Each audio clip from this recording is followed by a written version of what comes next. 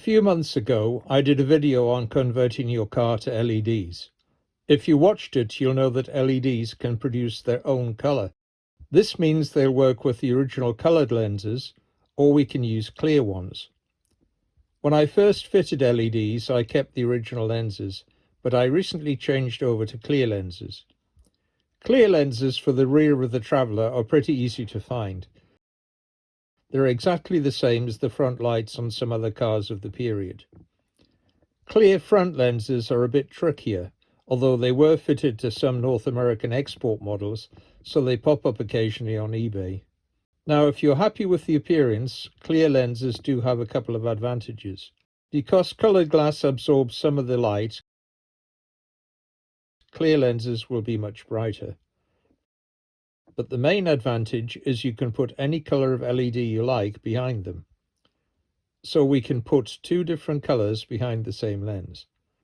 This means we can combine an indicator light and a reversing light into the same unit.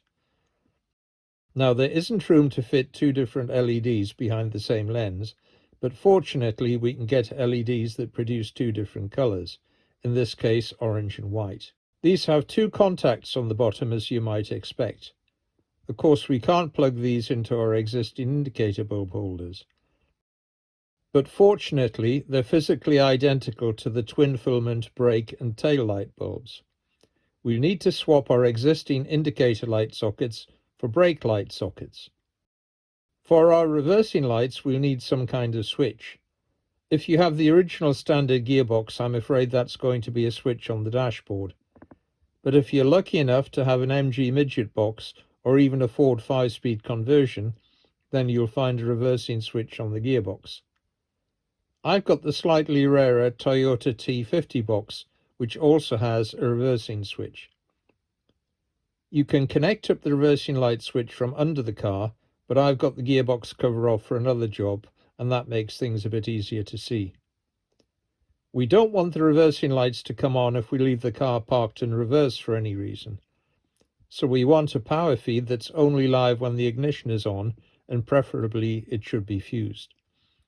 That's a green wire on the circuit diagram, and we can take the supply from any green wire in the engine compartment or behind the dash.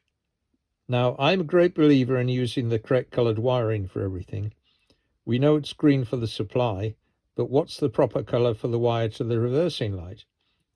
Fortunately, we know that the Miner follows the BS-AU7 standard for its other wiring, and BS-AU7 specifies a green wire with a brown tracer.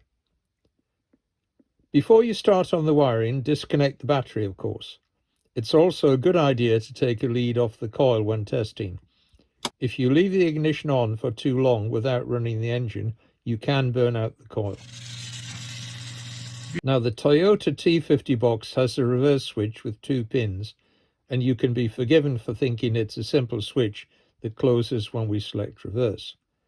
The multimeter seems to confirm that,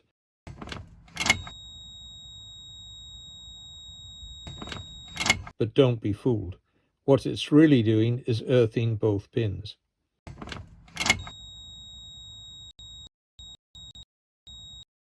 We'll start our wiring from the reversing switch. I've connected our green and brown wire using a block connector. This area might get wet from road spray, so we'll protect it with some heat shrink tubing and a squirt of underseal. We'll route the cable carefully across the top and then follow the wiring loom up to the fuse box. Because the gearbox earths the wire, we'll need to use a relay. We'll make up a little loom in green wire to supply power to the relay from the fuse box. All the terminals on my fuse box are already in use, so we'll put a piggyback terminal at that end. One of the two power feeds goes to the relay coil on pin 0. The other end of the relay coil, which is pin 1, is connected to our wire from the gearbox. Our second power feed goes to pin 4 on the relay. Now, when we engage reverse with the ignition on, the relay will operate and pin 2 on the relay will go live. We'll take a green and brown wire from pin 2 and follow the loom back the other way to the boot.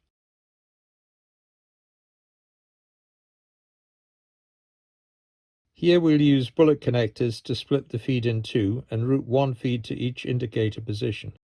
We can now remove the existing indicator sockets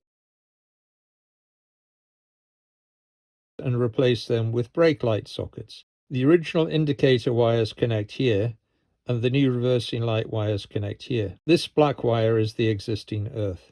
We just confirm that things are working okay, and then we can put everything back. Finally, you might want to fit a reversing alarm. This one is designed for a big truck and is far too loud. I've given it a good spray of underseal to muffle it to an appropriate level. Now, an interesting built-in feature of this model of LED is that only one color will be displayed at a time. If the reversing light and indicator are both on, then the indicator takes priority. And that's the job done. A fairly standard looking rear, but now we have brighter side lights and an automatic reversing light.